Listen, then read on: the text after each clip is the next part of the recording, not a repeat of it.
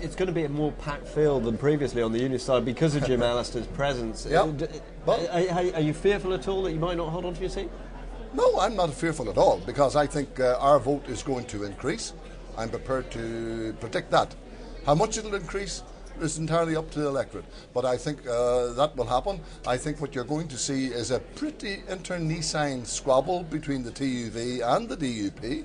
We've already seen the beginnings of that.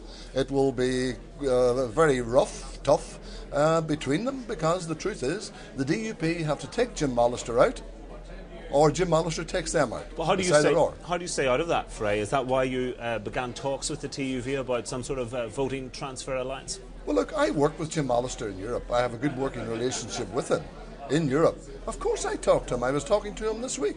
I will be talking to him, all being well, next week and the week after that.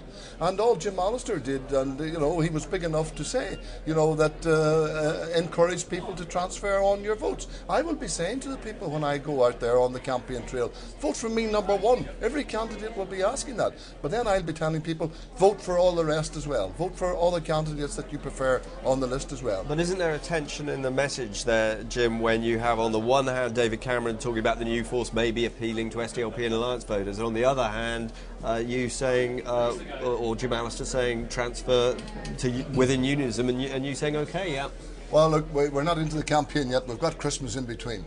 And there's a lot of work to be done, certainly by the new body set up between the two parties, to see how we go forward. I'm a great believer in jumping the fence when you get there, not before you get there. So I'm not going to speculate what's going to happen in the future. But under PR, I will encourage people to vote for all your preferred candidates on that list, and I think that's what will happen. And more, the people of Northern Ireland have been voting now for 40 years. They're tired voting, but the one thing they are is they're very sophisticated, and they know how to use their vote wisely, and that's what I'd be hoping they'll do.